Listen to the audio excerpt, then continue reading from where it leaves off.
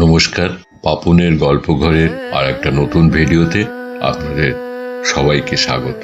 শুরু করতে চলেছি বুদ্ধদেব গুহ রচিত ছায়ারা দীর্ঘ হলো গল্পের তৃতীয় পর্ব। সেদিন কিসের যেন একটা ছুটি ছিল। সকালবেলায় পাশের বাড়ির সুদেব এবং ঝর্ণা এসেছিলেন মৃগেন বাবুদের বাড়ি। প্রায় 11টা বাজে। হৃদয় তো আগেই থেকেই ছিলেন। মৃগেন বাবুর বন্ধু সুধীর বাবু এসরাজ হাতে বসেছিলেন। একটু গান বাজনার তোড়জোড় হচ্ছিল আর কি। ঝর্ণা বলল, কি যে ভালো লাগছে, কি বলবো। ভাগ্যিস আমরা হঠাৎই আজ এসে পড়েছিলাম মাসিমার খোঁজ করতে। সত্যি হৃদয় কাকু, কতদিন হলো সোমার সঙ্গে আমার আলাপ, কতদিন আপনাকে দেখেওছি ওদের বাড়িতে আসতে, অথচ কখনোই আপনার গান শোনা হয়নি। কিন্তু শোনার ইচ্ছে ছিল খুবই। সুদেব বলল, আমার মামার বাড়িতে রথযাত্রার দিন একটি অনুষ্ঠান করছি রামকুমার চট্টোপাধ্যায়ের চণ্ডীদাস মালের পুরাতনী গানের। আপনাদের সকলেরই নেমন্তন্ন রইল। অবশ্যই 6টার মধ্যে চলে আসবেন। তারপর খিচুড়ি ভোগ, সঙ্গে নানা রকম তেলে ভাজা। খিচুড়ি? বাহ, তাহলে তো যাবই, মৃগেন বললেন। তাপসী বললেন, সত্যি রামকুমার বাবুর গানের চেয়ে খিচুড়ি তোমার প্রিয় হলো? হৃদয় মাঝে পড়ে বললেন, বৌদি তুমিও আশ্চর্য কথা বলো। এই হেমা মালিনী রেখার চেয়েও এই তুমি তাহলে দাদার কাছে অনেক বেশি প্রিয় কেন? যারা অধরা মাধুরী, যাদের দর্শন 9 মাসে 6 মাসে মেলে, অথবা আদৌ মেলে না, তাদের ভরসাতে থাকতে তো প্র্যাকটিক্যাল গৃহীর উপবাস করে থাকতে হয়, নিতান্তই বাধ্য হয়ে। তো সে কারণেই খিচুড়ি রামকুমার বাবুর গানের চেয়েও দাদার কাছে অনেক বড়। নে হৃদয় নে, বড় বেশি কথা বলছিস তুই, বাঁচাল একটা। কথা থামিয়ে পরপর একটা গান শোনাতো। সুধীর আজকে হঠাৎই এসে জুটে গেছে। কি যোগাযোগ, একবারে সোনায় সোহাগা। এমন তো রোজ হবে না, বড় ভালো লাগছে। তাপসী বললেন, হারমোনিয়ামটা আনাই, একটা তবলা হলে ভালো হতো। হৃদয় বললেন, নিশ্চয়ই হতো, কিন্তু সে পুরোদস্তুর গায়কদের। কিন্তু তুমি দেখছি তাড়িয়ে ছাড়বে আমাকে। মাঝে মাঝে এমন একটা স্কেলে গান ধরে ফেলি যে সেই স্কেল হারমোনিয়াম বা সঙ্গীত বিজ্ঞান হাতড়ে বেড়ালো পাবে না। শ্রুতির কথা বলছো? আরে না না, শ্রুতিও নয়। খালি গলায় বাথরুম সিঙ্গারকে এত ইম্পর্টেন্স দিলে গান ফান গাইতেই পারবো না, কিন্তু আমি বলে দিচ্ছি। দেখ হৃদয়, বেশি দর বাড়াস না। আমরা ছাড়া তোর গান কেউ শুনতে চায় না বলেই তো বারবার বৌদি বৌদি করে এখানে আসিস। সে কি আর আমি বুঝি না? মেয়েদের মতো নাকামি করিস না ওই ধূমস চেহারাটা নিয়ে। নে শুরু কর এবার। হৃদয় পরপর 4খানি গান গাইলেন।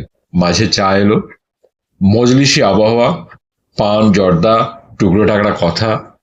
সকলেই খুব আনন্দ করলেন। এমন সময় বাইরে গাড়ি থামার শব্দ হলো। তাপসী একটু বিরক্তির সঙ্গেই বললেন, কারা এলো এখন?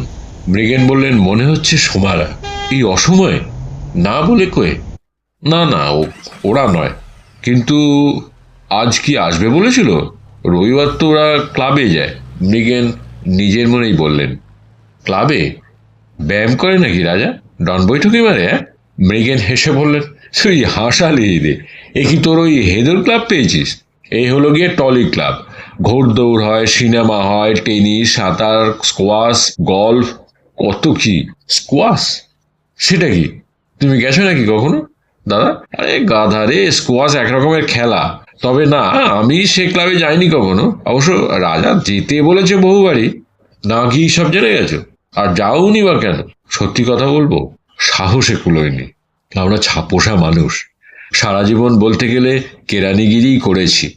বুড়ো বয়সে ওসব ঘোড়ারক্ষী আর। তাপসী বললেন, বাজে কথা বলে না তো। তুমি মোটেই। আরে ওই হলো, জবরদস্ত একটা ডেজিগনেশন দিয়ে কি আর কেরানির পরিচয় চাপা দেওয়া যায়? বেল বাজল।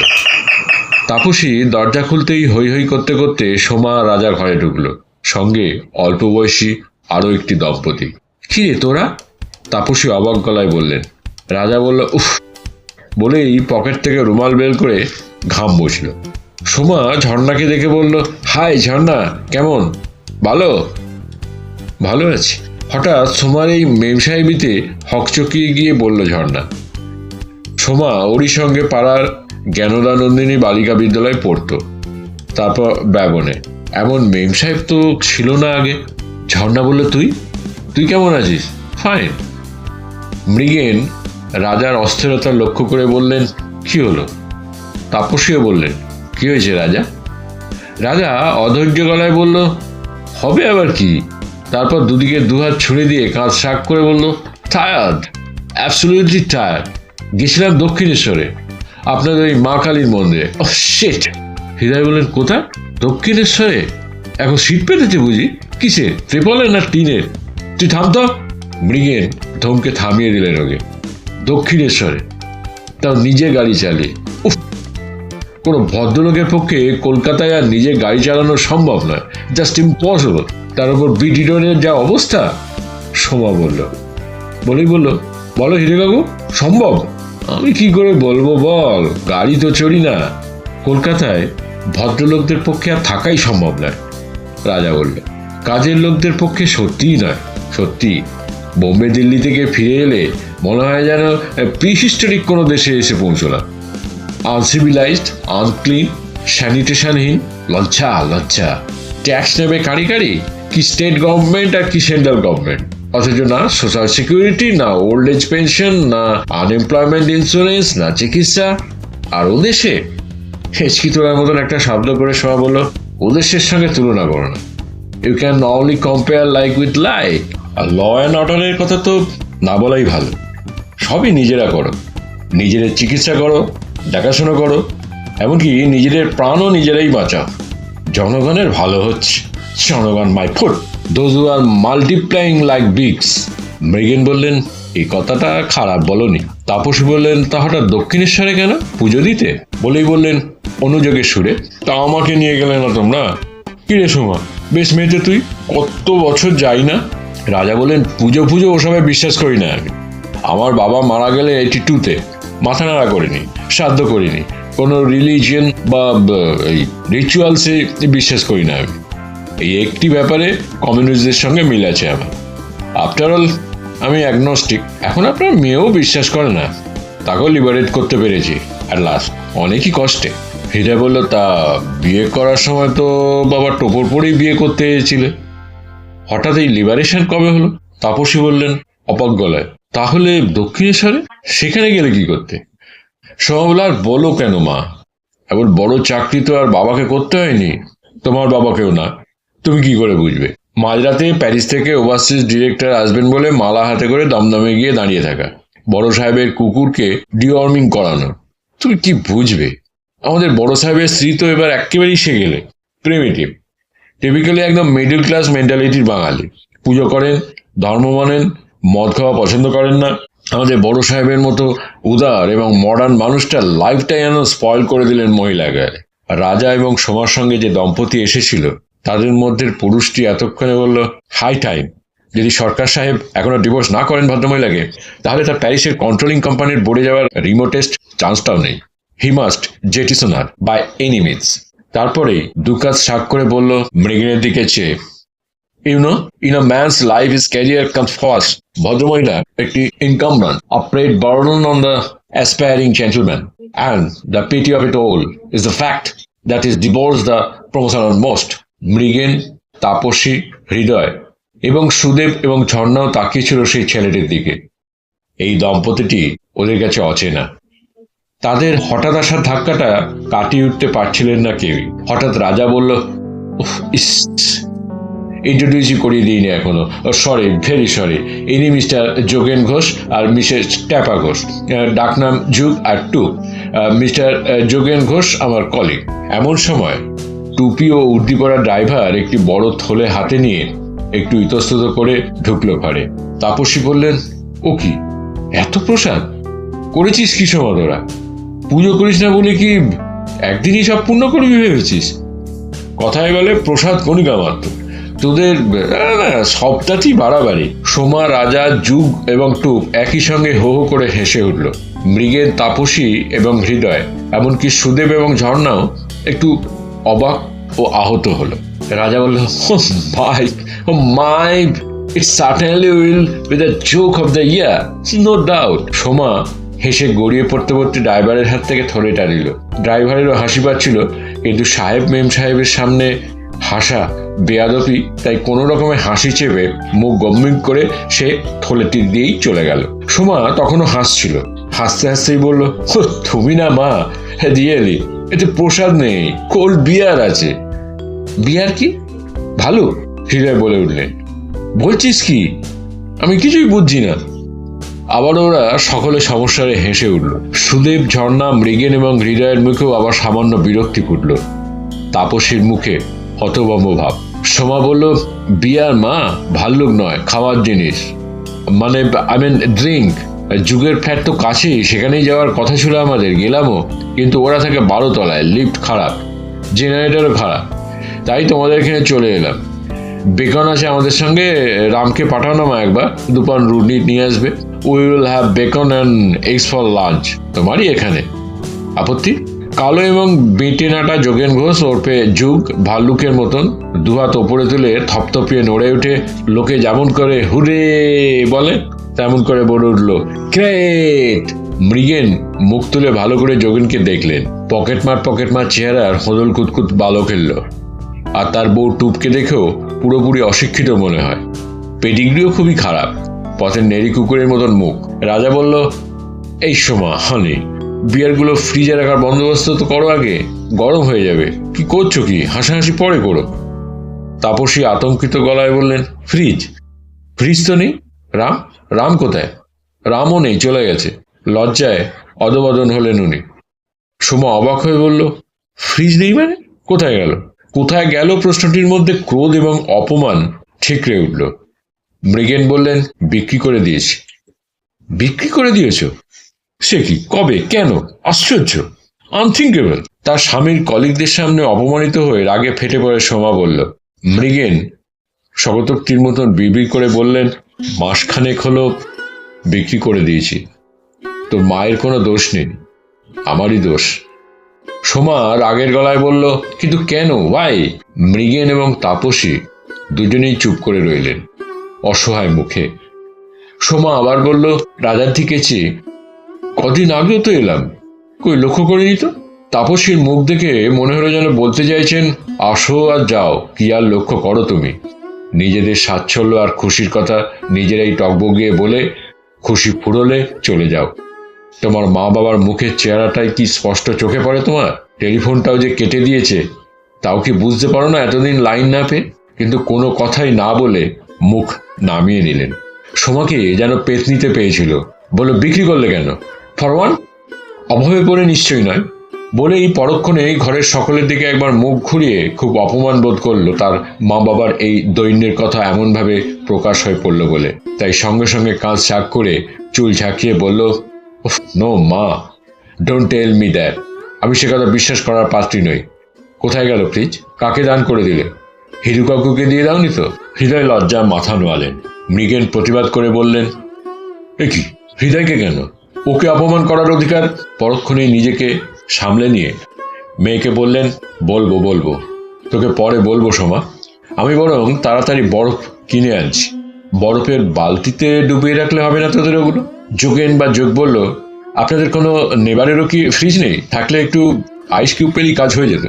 বাজারের বরফ ফরফ এনে মেস্ট করার দরকার হতো না কি? ঝর্ণা হঠাৎ উঠে দাঁড়িয়ে বললেন, আছে। সোমা, আমাদের 2টি তলায় 2টি ফ্রিজ, অনেকই বরফ হবে, এখনই নিয়ে আসছি আমি। তোরা প্লিজ একটু শান্ত হ। হৃদয় অবনমিত মাথা উঁচু করে বললেন, জানি না তোমার গরিব মা বাবার কাছে এসে নিজেদের এত অসুবিধার মধ্যে ফেললে কেন মা। কলকাতা তো এখন খুবই উন্নত হয়েছে, অলিতে গলিতে বার, তা কোনো একটা এয়ার কন্ডিশন বাড়ি গেলেই তো মামলার নিষ্পত্তি হতো। সোমা উত্তেজনা প্রশমিত করে বলল, সত্যি হিরু কাকা, তুমি না, তোমাকে নিয়ে চলে না। কিন্তু আজ যে বৃহস্পতিবার, তা তুমি বোঝো না? ফ্রাইডে যে, আজ সব বাড়ি বন্ধ। হৃদয় বললেন, সে কি কথা, বার বেলায় বার বন্ধ? কি রসক জ্ঞান! শুনতে পাচ্ছি ভবিষ্যতে এই বন্ধন থেকেও মুক্তি পাবে কলকাতা। জ্যোতিবাবুর মতো আধুনিক মানুষ পাওয়া ভার। যোগেন বলল, শুধু বাড়ি নয়, সব ওয়াইন স্টোরসও আজ বন্ধ। একটা দোকানে পেছনের দরজা দিয়ে দেয়, অবশ্য বোতল প্রতি 1 টাকা বেশি নেয়, সেখান থেকেই ম্যানেজ করে নিয়ে এলাম। বলে গর্ব মুখে তাকালো সকলের দিকে। এতক্ষণ পরে প্রায় চুপ করে থাকা টুপ করে বলল, এতখানি জার্নির পর বড় সাহেবের বাড়িতে জরদগর শাড়ি মোড়া বস্তার মতন মহিলাকে এই তো প্রসাদ শুদ্ধ নামিয়ে দিয়ে এলাম। আমরা সকলেই ভীষণ থার্স্টি। ভাবলাম বিয়ার খেয়ে একটু তৃষ্ণা মেটাই। আমাদের ফ্ল্যাটে ঢুকতে না পেরে সোমা বলল ওর বাপের বাড়ি কাছেই, তাই নইলে সরি, রিয়েলি সরি বলেই নিজে একটা সিগারেট ধরিয়ে সোমাকেও একটা ধরিয়ে দিতে গেল। সোমার চোখ টিপে মানা করলো, মা বাবার সামনে বলে মদ টদ খাওয়া চলে, কিন্তু সিগারেট। মৃগেন বললেন টুককে, বেশ করেছো মা, কত আনন্দ হলো তোমরা সবাই এলে বলে। বলেই তাপসীর দিকে ফিরে বললেন, তাপসী গম্ভীর মুখে মৃগেনের দিকে তাকালেন। রাজা তাপসীর গম্ভীর মুখ লক্ষ্য করে হঠাৎ বলে উঠল, না, let's make a move from here. এখানে এসব অসুচি এবং খারাপ জিনিস না খাওয়াই ভালো। আমাদের ফ্ল্যাটেই চলো সোমা, উই উইল রিল্যাক্স দেয়ার। যা সময় লাগবে তা লাগবে, ক্যান বি হেল্প। এখানে আসাই আমাদের ভুল হয়েছে। সোমা মায়ের দিকে তাকিয়ে বলল, তাই বোধহয় ভালো, তাই চলো, লেটস গো। হঠাৎই একসঙ্গে উঠে পড়ে ওরা, সকলেই দরজার দিকে এগোলো। তাপসী উঠে দাঁড়িয়ে বললেন, এ কি আমরা তো কিছু বলিনি। খুশি তো, আরে ঝর্ণা যে বড় বানতে গেল তোমাদের জন্য। জামাইয়ের দিকে ফিরে বললেন, এখানে কি খুবই অসুবিধা হতো বাবা রাজা? আমাদের চেয়ে আপনাদেরই বেশি হতো, কি দরকার, আধ ঘন্টা তো লাগবে মোটে যেতে, চলেই যাই। পরিবেশ লঘু করার জন্য হৃদয় বললেন, সোমা কেমন দেখলে তোমরা দক্ষিণেশ্বর? সোমা বলল, আমি তো সেই ছোট্টবেলায় অলমোস্ট ইন মাই ইনফ্যান্সিতে গেছি একবার মায়ের সঙ্গে, একবারে। নাইস, কম্পাউন্ডটা বেশ ভালোই, মনের মধ্যে নানা রকম ফানি সেন্সেশন হয়, বেশি ড্রিঙ্ক করার পর যেমন হয় অনেকটা তেমন। তবে ওই অন্ধকার মন্দিরের ভেতরে কে ঢুকবে? নুড কালো মূর্তি জিব্বি করে দাঁড়িয়ে আছে, ম্যাগো, তাও হাজব্যান্ডের বুকের ওপর, ঘোস্টলি সিন। সাথে কি আর ওয়েস্টার্ন ওয়ার্ল্ড আমাদের জঙ্গলি বলে? সুদেব হয়তো কথা ঘোরাবার জন্য বলল, একটু থাকবেন না সোমা, হিদু কাকুর টপ্পা শুনবেন না আপনারা? যোগেন বলল, টপ্পা? সেবার গান নাকি? সে গান তো মরুভূমির উটোলার গাইতে বলে শুনেছি আমার ছোট কাকার কাছে। সে বাবু কালচার কি আর আছে? এখন তো rock rock rock shake shake shake. এই যুগে টপ্পা শোনা আনথিঙ্কেবল, ভরদুপুরে। আপনারা না স্যার, সত্যি? ওরা সকলে সত্যিই চলে গেল কলকল করতে করতে, যুগের বাণী শেষ হতে না হতে, এবং সঙ্গে সঙ্গে ঘরের মধ্যে হঠাৎ মৃত্যুর মতো নিস্তব্ধতা নেমে এলো। মৃগেন এবং তাপসী মুখ নিচু করেই রইলেন। ঝর্ণা এবং সুদেবের সামনে বড়ই অপমানিত হয়েছিলেন ওরা। হৃদয় তো ঘরেরই লোক, হৃদয় অন্যদিকে মুখ ফিরিয়েছিলেন, সুদেবও তাই। প্রসঙ্গান্তরে যাবার জন্য সুদেব বলল, হৃদয় কাকা, গান কি আর হবে না? হৃদয় চমকে উঠে বললেন, গান? মনে মনে যেন অনেক বন্ধুর পথ মারিয়ে তারপর নিজের মধ্যে নিজে ফিরে এসে বললেন, বৌদির কি মত? বৌদির হলোটা কি? আরে এদিকে এসে তো দেখি, আমার সঙ্গে গলা দিতে হবে কিন্তু। ও বৌদি! পরিবেশ লঘু করার চেষ্টা করলেন হৃদয়। তাপসী বাকরুদ্ধ কণ্ঠে বললেন, আমি একটু আসছি ভিতর থেকে হৃদয় ঠাকুরপো, বলেই পাশের ঘরে চলে গেলেন। আবারও অনেকক্ষণ নীরবতা। ঝর্ণা নিজের হাতে একটি এবং একজন কাজের লোকের হাতে আইস কিউবের দুটি পাত্র নিয়ে এসে ঢুকলো ঘরে। ঝর্ণা অবাক হয়ে বলেন, এ কি, কোথায় গেল সোমরা? সুদেব বলল, চলে গেল। কেন? মৃগেন বললেন, এখানে নাকি হাই ভোল্টেজ রেজিস্ট্যান্স মা। হাসলেন মৃগেন, কিন্তু হাসিটাকে কান্নার মতন শোনালো। ঝর্ণা বলল, তাহলে বরফগুলো কি করব? ওকে ও দুটো নিয়ে যেতে বলো, তোমারটা না হয় থাক, আমরা কাগজি লেবুর রস আর চিনি দিয়ে শরবত বানিয়ে খাবো এখন। কি বলো ঝর্ণা? ঝর্ণা বলে, খাবেন? বেশ তো, আমিই যাচ্ছি বানিয়ে আনতে। কাগজি লেবু আছে কিনা দেখি। মাসিমা, ও মাসিমা, বলতে বলতে ঝর্ণা ভেতরে গেল। বরফটা ভিতরে রেখে একটু পরেই ফিরে ঝর্ণা সুদেবকে বলল, এই যে শুনছো, মোড় থেকে কটা কাগজি লেবু নিয়ে এসো না দৌড়ে। যাচ্ছি। বলেই সুদেব উঠে চলে গেল। ঝর্ণা বলল স্বগতোক্তির মতন, সোমাটা অনেকই বদলে গেছে, এমন তো ছিল না। মৃগেন নিচু গলায় বললেন, হ্যাঁ মা ঝর্ণা, তুমি কিন্তু ভীষণই ব্যাকডেটেড রয়ে গেলে, আমাদেরই মতন। এটা ভালো নয়। সময়ের সঙ্গে তাল মিলিয়ে উন্নতি করাই উচিত, নইলে পিছনে পড়ে থাকবে। ছেলেরা মদ খেলে বা সিগারেট খেলে দোষ হয় না, মেয়েদের বেলাই বা দোষ হবে কেন বলো? এটা কিন্তু অন্যায়, তাই না? হৃদয় বললেন, তুমি কি উন্নতি চাও না ঝর্ণা? ঝর্ণা বলল, জানি না মেসোমশাই, মদ খাওয়াটাকে আমি দোষের বলছি না, কিন্তু এই অ্যাটিচিউডটা উন্নতিরও বোধহয় নানান রকম আছে হৃদয় কাকা। কে কোন দিকে যেতে চায় তার উপরই তো সব। It's a matter of direction.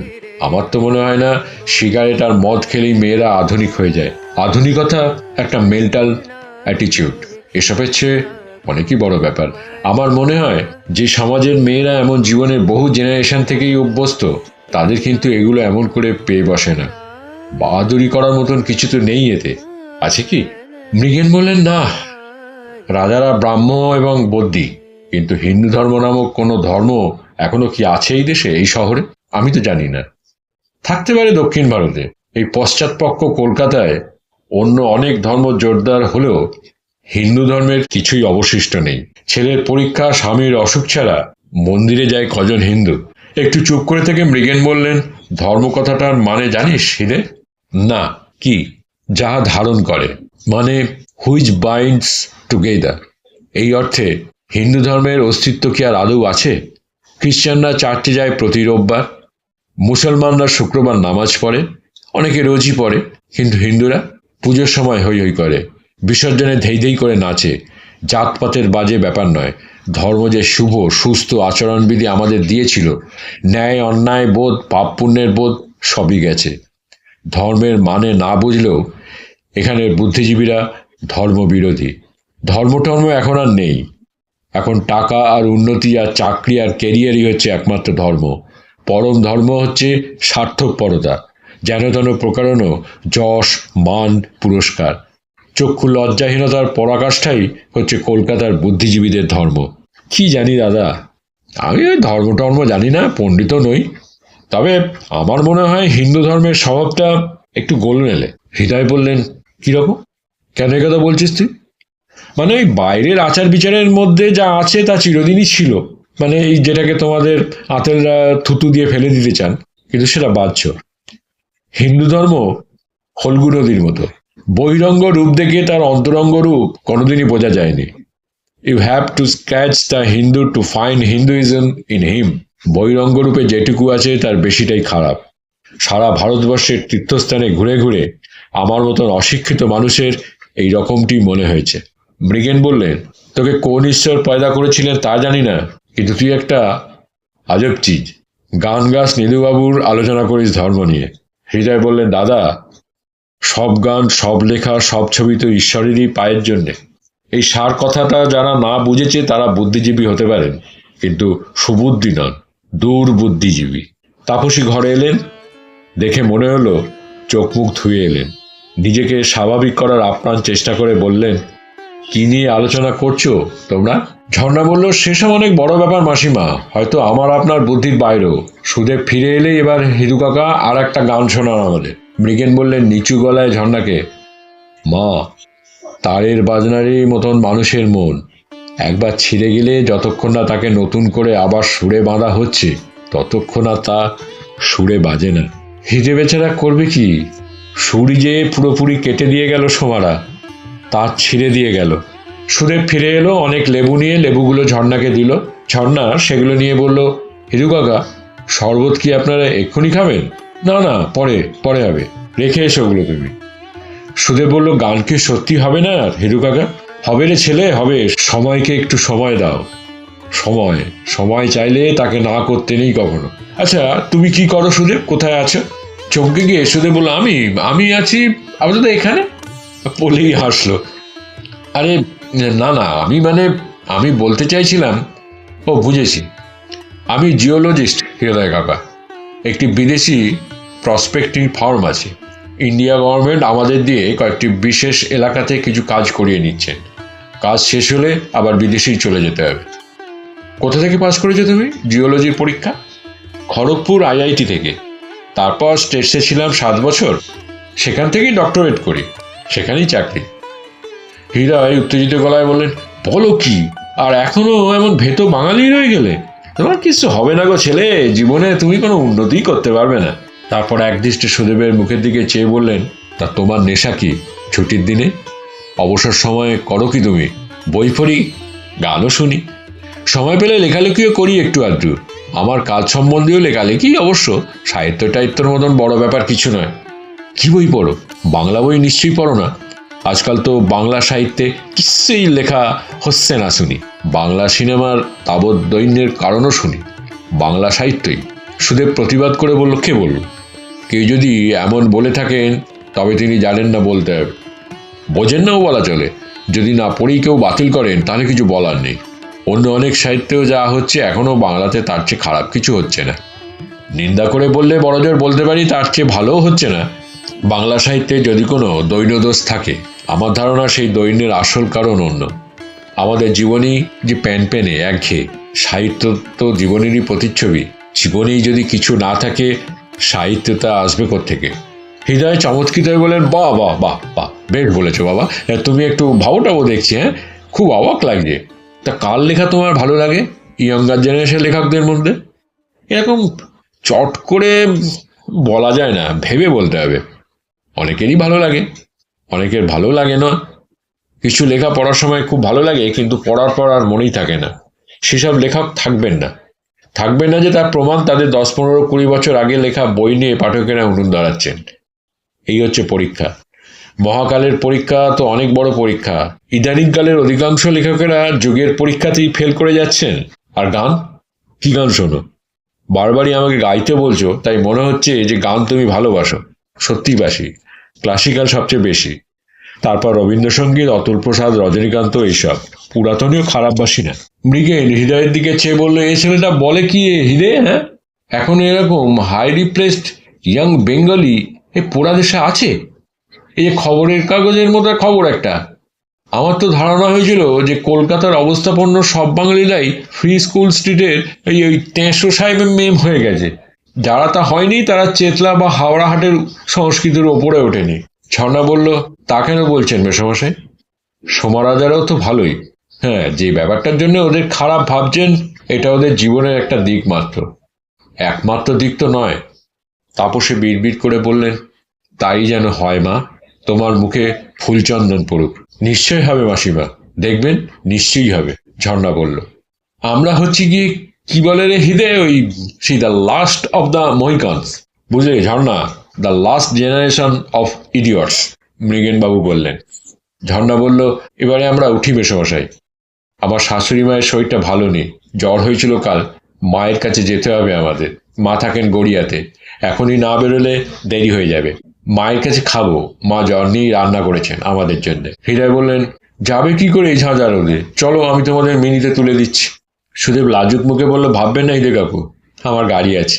গাড়িতেই যাবো যদিও, তবুও অনেক সময় লাগে। হৃদয় বললেন, কি রে মৃগে, বাঙালিদের মধ্যে আজকাল তো পার্টির হোমরা চোমরা, চোর ডাকাত, ঘুষখোর অফিসার, কোমরে দড়িবাঁধা খুনি, স্মাগলার, বাপের পয়সায় বসে খাওয়া লালু ছেলে, এরাই একমাত্র গাড়ি চড়ে।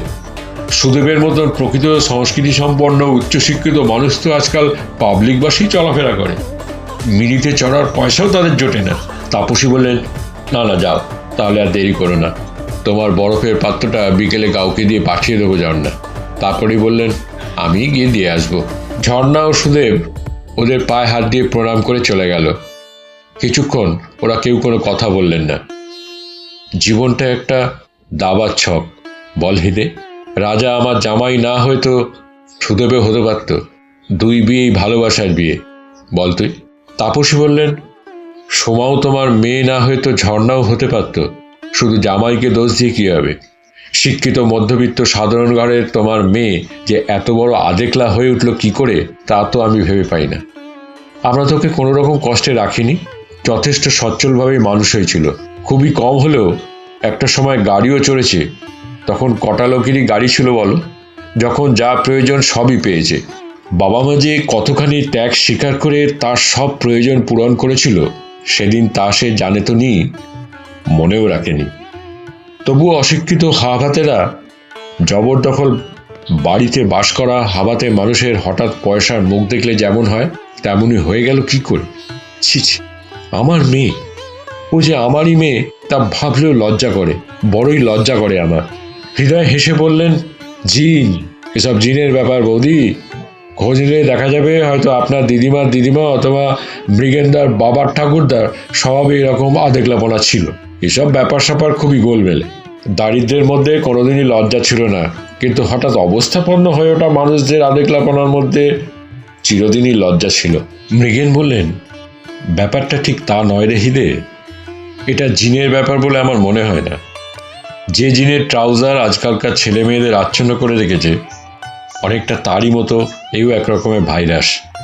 ইনফেকশন এসেছে কলকাতায়, দলে দলে ছেলে মেয়ে এরকমই হয়ে যাচ্ছে, মস্তিষ্কহীন, বিবেকহীন, মায়া মমতাহীন, ঐতিহ্যহীন।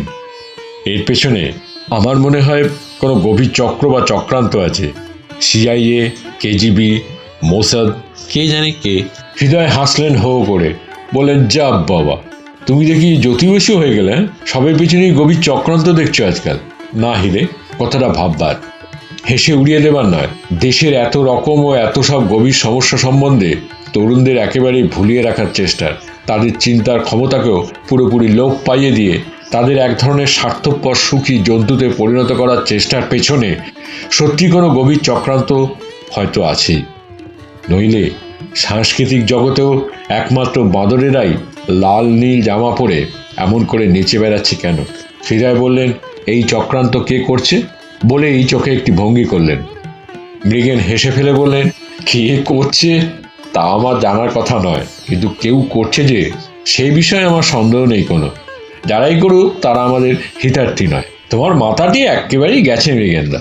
চলো, আজই বিকেলে তোমাকে ডাক্তার নন্দীর কাছে নিয়ে যাব। তুমি একটা মেন্টাল কেস হয়ে গেছো। বলেই গালের এক পাশে চেপে ধরে উফ করে উঠলেন। হলো কি হঠাৎ? মৃগেন বললেন।